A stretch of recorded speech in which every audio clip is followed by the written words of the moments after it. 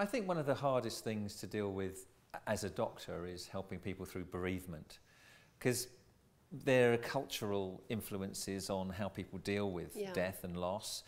There are people have faith, some people don't have faith.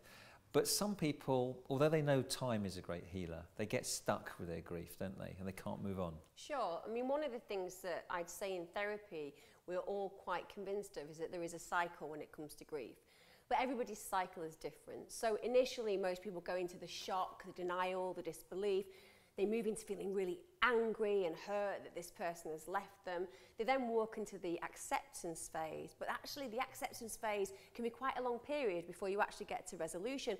And very often I'll get clients who come to see me and they'll feel that 6 to 9 months after a really close bereavement, we're talking a parent or a partner, they feel they should be getting over it. And one of the key pieces of advice that I have to give them is that actually it's around 7 years for somebody to actually get from A, the initial shock and devastation of a close loss, to B, feeling like you can remember them with joy. That's a long journey. And often the advice that we give in the UK is stiff upper lip, let's get moving and let's get on with it. You're right, and it's so important to express emotion at the time. I mean, one of the reasons we have these rituals of a memorial service is to give permission to let go, to say what you want to say about that person and share those emotions with others. But that is a kind of milestone to enable people to say, that's it, it's done, now move on. And that's what that other person would have wanted, the person that we've lost would have wanted. I think that has a purpose. But also I think telling people that it's okay to move on, that you don't need to feel guilty, a lot depends on the circumstances of the loss. If it's expected, at least people have time to prepare for it, to adjust. If it's sudden, sometimes it can be a lot worse. Oh, I just think that everybody's experience of grief is so unique to that person. My best friend lost her husband, and I can remember the depths of despair that we all felt in those initial days, weeks, months, and in fact, you know, the first year undoubtedly. And the fact that one of the problems that she really felt occurred to her was that people started to disappear. So instead of having that constant knock on the door, people coming round to check on you, asking how you are, and also keeping alive that memory of the person that you loved, she felt very much isolated.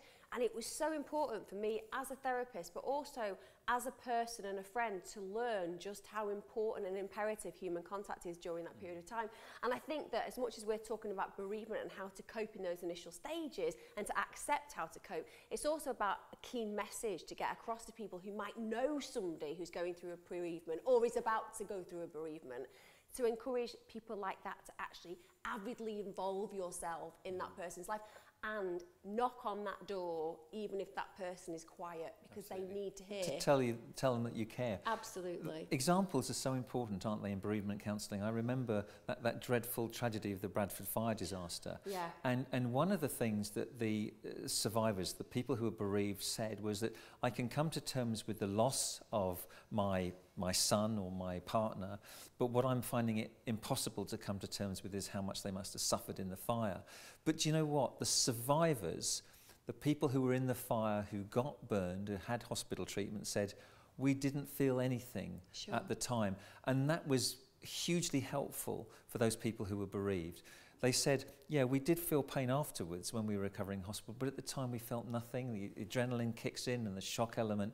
And I think the bereaved people took great solace from the fact that their loved ones they lost would not have suffered. Oh, I agree completely. And one of the things that I try to do when I'm working with people, and if you're somebody out there who's going through a bereavement, or maybe in a situation where you're nursing someone who you know has got a terminal illness, one of the things that we try to do is to focus on the life. It's really difficult when all you do is think about the tragedy, the loss, the fact that this individual isn't going to be able to carry on.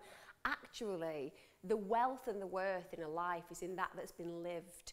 And when you actually start to reflect on that, the coming to terms with grief has purpose, because you have a product of their experience that you can concentrate on, and that's something that everyone should do to make the grieving experience just a tiny little bit more bearable.